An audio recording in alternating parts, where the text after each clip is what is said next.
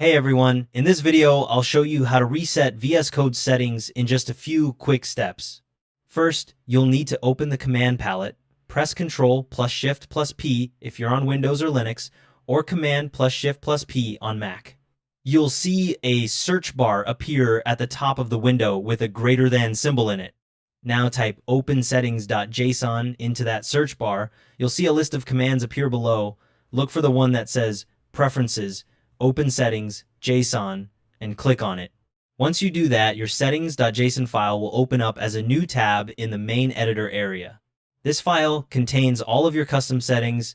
If you've been using VS Code for a while and made a lot of changes, you'll probably see quite a bit of stuff in here. What we're going to do is select all the content between the curly braces. You can do this by clicking and dragging to highlight everything between those two braces, or you can use Ctrl plus A on Windows or Command plus A on Mac to select it all. Make sure you're selecting the content between the braces, but not the braces themselves. You'll see all the text highlight when you've got it. Now just hit Delete or Backspace to remove all of that content. Once you've done that, you should be left with just the two empty curly braces and nothing between them.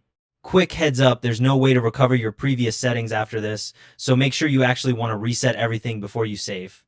Now save the file by pressing Ctrl plus S on Windows or Command plus S on Mac. You'll know it's saved when the little dot indicator on the File tab disappears. That dot shows up when you have unsaved changes.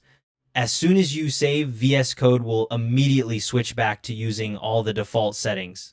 Just so you know, this will reset all your customizations, things like your color theme, font size, and any key bindings stored in settings back to defaults. Your installed extensions will stay put, but any settings specific to those extensions will also be reset. And if you want to actually remove extensions or reset other parts of VS Code, those are separate processes not covered here. And that's how it's done. Thanks for watching. See you in the next one.